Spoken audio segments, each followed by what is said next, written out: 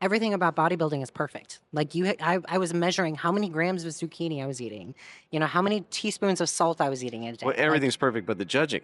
wow, yes, yes, exactly. Everything is perfect, but the judging. And judging is very subjective, which makes it a really interesting thing for someone who's perfection driven to have to be perfect and then be told, hang on, not enough. Unless you've been developed as an athlete to truly love the process and have that autotolicity to where, again, you would be doing it regardless of what someone else said.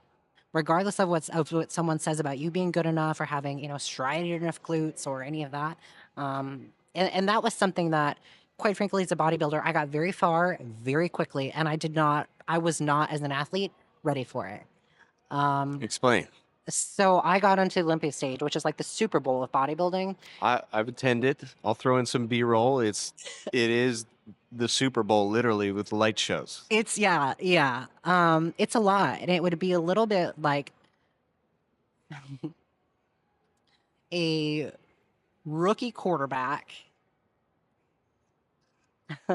making it to the Super Bowl and the starting quarterback's out of the game and gets hurt in practice that week or something. And that rookie quarterback is like, I have not played at this level under this level of pressure. And it's not that I didn't perform well, but the process of getting up to that point was so pressure driven that I couldn't even enjoy it. So what I've accomplished as an athlete is something that less than 100 people alive on the planet can say they've done right now. And the entire process, I literally sat there like wringing my hands internally going, oh my God, am I going to be okay? I just want to look like I belong up there. Do I belong up there? Is this going to be okay? Am I doing good enough? Am I working hard enough? Meanwhile, I was working hard enough to have seizures twice a week with some of the things that were going on. And so it's really easy as an athlete.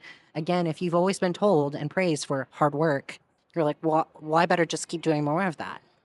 And so there's some of that identity role confusion that comes in, and you can kind of see that athlete development process along the way. And that's something that I care a lot about now with the people that I work with, whether they're competitive or not, is developing them. And again, I work with a lot of adults right now. They don't need, like, they're working professionals. They don't need me in that regard. But how we think about ourselves changes the way that we show up. Mm-hmm. And so if I want them to be able to go and lead in their families, lead in the boardrooms, lead in the teams, whatever we do and whatever we work on, not only in training, but like some of the psychology component of it as well, it's going to change how that person shows up. And when you think less of yourself, you show up as less of yourself.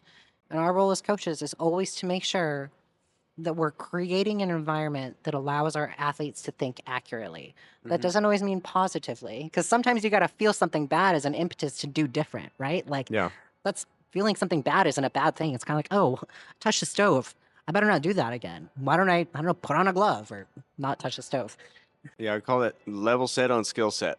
Yes. Because Yeah. if you're too high, you're not going to accept my coaching direction and cues because you're too good for it. If we're too low, you don't believe you're good enough. So then you don't believe what coach has to say. So if we're able to get here, now you become Coach Abel. Ugh. I think you just spoke to my heart as an athlete there.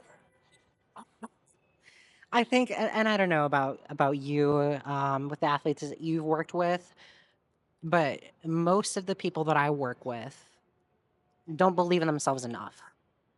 And I don't know if that's because I work with right now mostly adults, and a lot Yeah, of us have high had school boys, some, they're going to be up here. You got to yeah, knock them down a peg or two. kind of remind them like, hey, there's a bigger world out there. But I do think it's interesting that a lot of the adults that I work with, we think so low of ourselves for Yeah. the most part. And, that's really sad to me because we are the coaches that are leading that next generation, and how we think of ourselves, again, it changes how we show up.